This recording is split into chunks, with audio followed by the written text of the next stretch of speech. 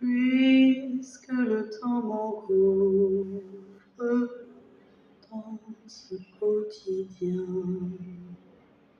reste en moi, Kéba, Kéba. Une femme assise, elle prépare à manger. Son regard fixe l'intérieur du récipient. Un enfant de 3 ou 4 ans se tient debout près d'elle.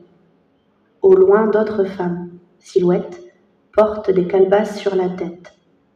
Derrière la femme qui cuisine, 2 tirailleurs sénégalais.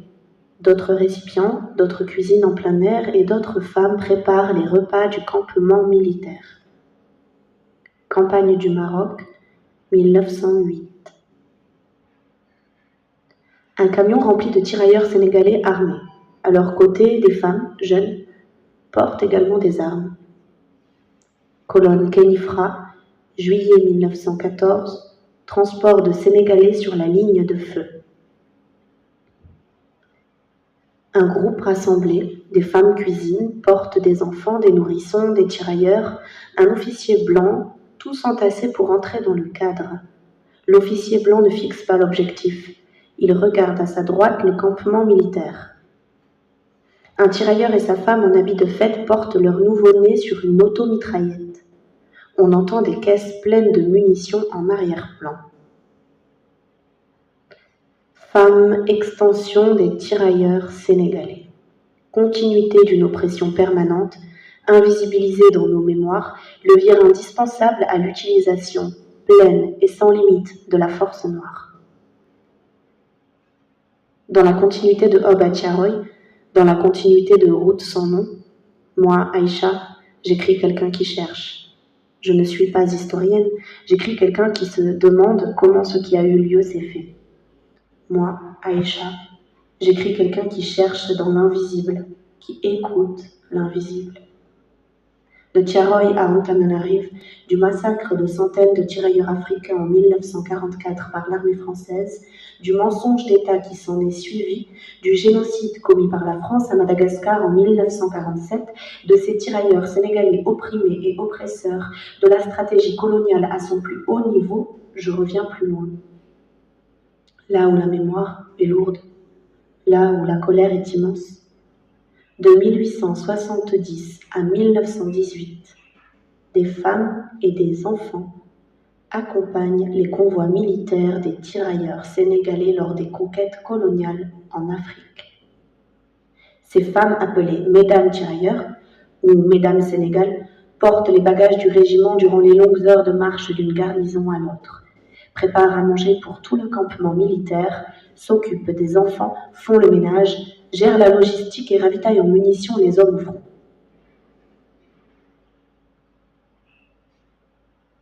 Général Mangin, La Force Noire, 1910. Ils s'avancent jusqu'à 300 mètres en se dissimulant. Ils entourent le petit carré dans lequel les balles pleuvent pendant 3 heures et où les chameaux mettent par 2 fois le désordre en s'enfuyant. Puis le cercle se resserre et le feu diminue d'intensité, mais aucun tirailleur ne peut bouger sans être en butte à une force fusillade. Les conducteurs maures du convoi, bien abrités, refusent d'approvisionner les tirailleurs dont les munitions s'épuisent. 2 femmes de tirailleurs ouvrent les caisses et vont porter des cartouches aux combattants. L'une d'elles est tuée, 2 autres femmes la remplacent. Capitaine Marceau, Le tirailleur soudanais, 1911. Un profond philosophe a dit « Ce qu'il y a de meilleur dans l'homme, c'est le chien ». S'il eût connu le guerrier du Soudan, il eût proclamé « Ce qu'il y a de précieux chez le tirailleur, c'est sa femme ». C'est d'ordinaire une grande et belle fille, à la forte poitrine, aux hanches larges, apte à porter ensemble charge et enfants. En garnison, ce lui sera une ménagère économe, propre, attentionnée, une mère parfaite pour ses enfants. Avec la maigre solde du mari et la ration journalière, elle saura faire vivre le ménage en mettant même de l'argent de côté. En colonne, Madame Tirailleur sera l'aide constante du mari, à condition que le nombre de ces dames soit assez restreint pour n'être pas encombrant.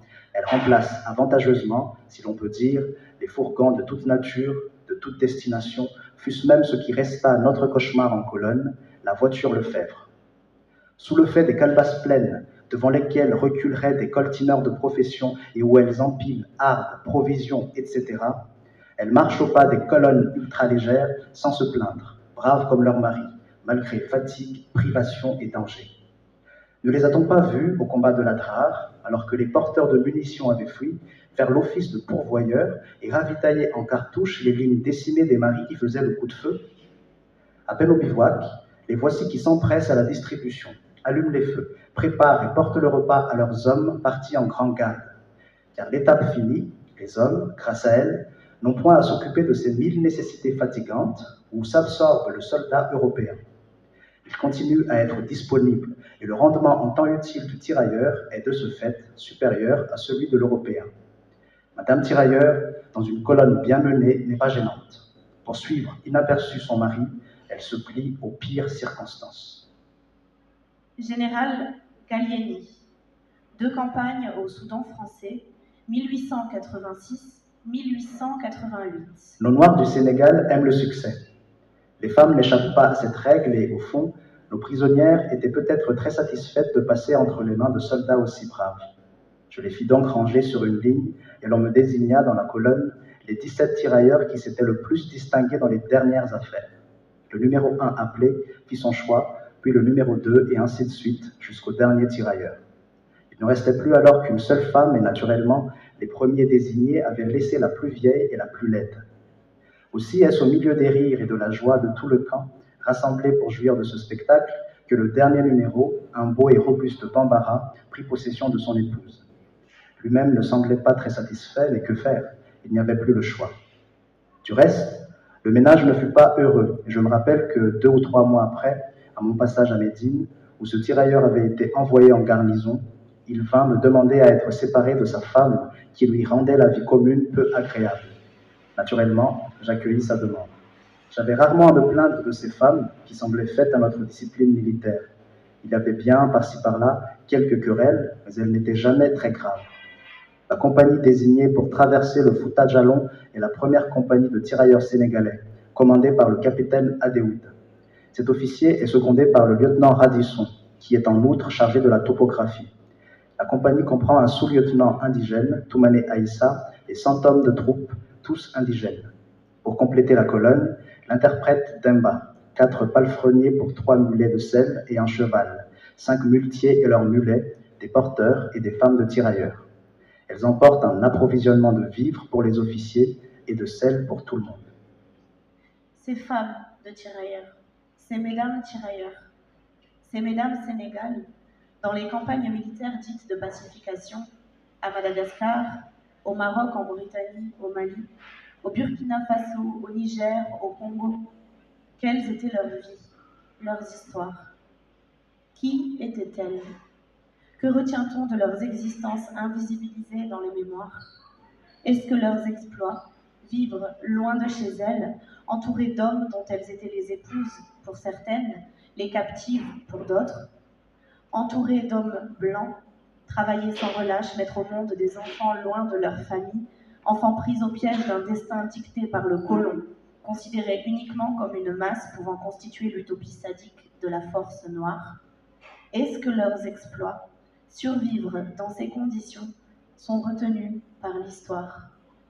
Leur héroïsme est-il présent dans nos mémoires? Traces de vous, mesdames tirailleurs, de vos noms, de vos identités, de là où les hommes vous ont arraché à vos familles, des raisons pour lesquelles vous avez suivi ces tirailleurs, des raisons pour lesquelles vous avez suivi vos maris, loin de vos familles, vos vies si différentes les unes des autres, vos histoires multiples, vos raisons toutes particulières de suivre ces hommes dans leur guerre, l'illusion du choix dans un contexte colonial, l'illusion d'une vie dans ces guerres. Je vous cherche. Depuis que j'ai vu cette grande affiche, intitulée Madame Tirailleur, dans le musée des Forces armées sénégalaises à Dakar, en janvier 2019, lors de mes recherches sur le massacre de Tiaroy. L'exposition remontait dans le temps, et je garde encore l'impression vive de cette image d'une femme appelée Madame Tirailleur dans un campement militaire. Je ne sais plus où. Quelle conquête? Au Congo, à Madagascar ou au Maroc, mais je me rappelle du regard de cette femme, incisif, droit et signifiant déjà l'oubli futur de son existence. La mémoire vacille et les traces persistent. Tiaroy irradie de sa puissance. J'écris. L'invisible. Ces voix qui me hantent. Ces hommes tués sans sépulture. Ces âmes dans l'eau de ça. J'écris jusqu'à vous, mesdames tirailleurs. Je rassemble les traces de vos histoires sur ma route et je laisse vos voix me porter dans l'invisible. Des archives, des photographies, des cartes postales, des rapports militaires, des notes du capitaine Marceau, du général Gallieni, du général Mangin. Je plonge, je ne comprends pas. Je cherche et je n'ai pas de réponse. J'écris. J'écris la femme, sa condition de porteuse, le tout petit d'une vie, ce qui n'est pas considéré comme héroïque. J'écris pour ne pas perdre cette mémoire. J'écris pour garder très proche du cœur le courage que cela demande de porter sans cesse. J'écris ce qui ne mérite pas de rester, ce qui ne mérite pas de faire trace, ce qui ne mérite pas dans nos mémoires, ce qui ne mérite pas dans leur monde, dans leur prétendu monde, dans leurs illusions de pouvoir. J'écris et je disparais dans vos abîmes. J'écris quelqu'un qui cherche et qui disparaît. Je disparais et il ne reste que cette voix en moi, l'eau de ça. Cette voix qui porte et qui prend le dessus, qui efface, retrace. Cette voix à laquelle je réponds présence. Au bout de l'écriture, je disparais. J'écris à disparaître, à laisser entrer l'invisible. Je laisse place à la jeune femme. Je laisse place à Kéba, accompagnée de toutes ces femmes de tirailleurs qui traversent le temps, ces femmes falaises aux abords de l'océan, visibles dans l'eau de ça. Elles ouvrent leur regard. Kéba,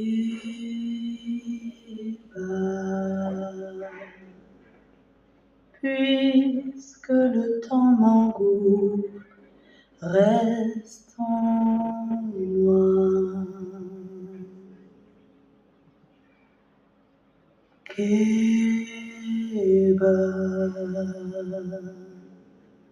puisque le temps m'engouffre dans ce quotidien, reste en moi. Kéba, oh, oh, oh, oh. Kéba, puisque le temps m'engouffre dans ce quotidien, reste en moi. Kéba, Kéba. La jeune femme marche entre le fleuve Sénégal et l'océan Atlantique.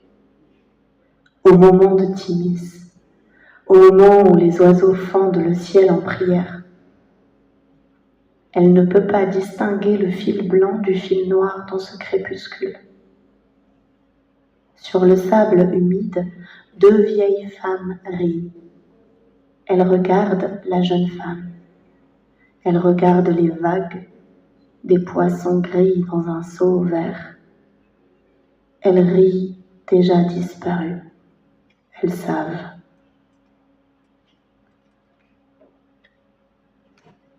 Le temps est long à ce moment et leur visage se déforme.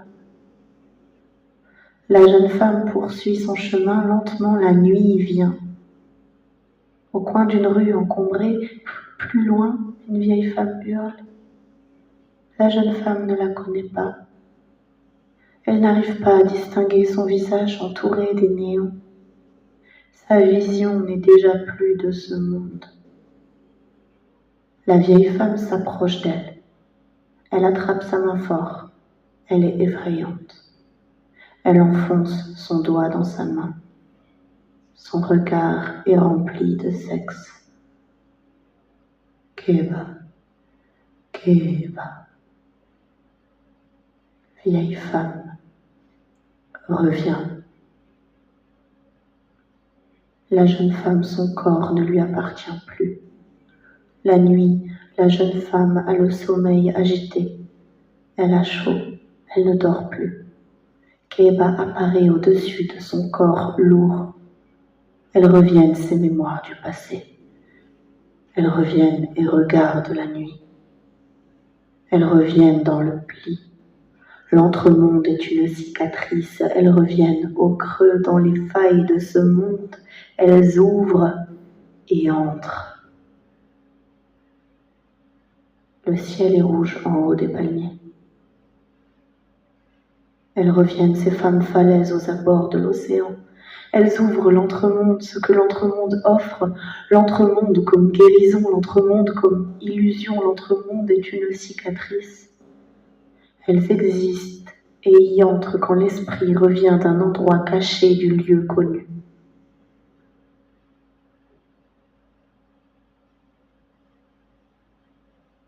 La jeune femme porte dans ce lieu connu des invisibles. Elle tremble dans les failles de ce monde qui l'entoure et l'habite, peuplé des rêves, ceux qui ne finissent jamais, d'où l'on ne sort jamais, enfermé au creux dans le pli toujours. Elle ferme les yeux pour ne pas voir, elle a peur. Ses mémoires du passé la réveillent au présent. Elle l'emporte avec elle, le temps a disparu.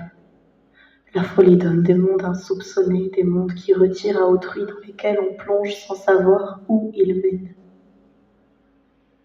La jeune femme est de celles qui portent. La jeune femme serre son cœur et respire. Elle serre son cœur et voit. Elle reste des heures dans le silence à attendre une réponse à l'absence. Il n'y a rien à dire sur cette histoire. Rien qu'on ne puisse trop en dire, rien qui ne puisse être regardé simplement, puisque le temps a enfoncé sous des dalles leurs mémoires, des mémoires qui ne peuvent s'écrire, des mémoires qui reviennent autrement. Elle épouse l'absence et ouvre. Keba, vieille femme, montre-toi. Montre-moi tes deux visages dans l'obscurité.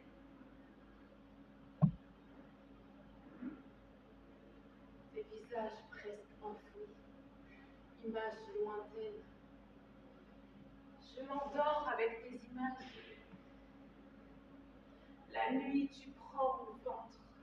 Tu prends mon ventre, tu prends mon ventre, tu ouvres ton quotidien. Ce tout petit d'une vie, ce tout petit d'une vie de femme. Ce tout petit résonne en moi.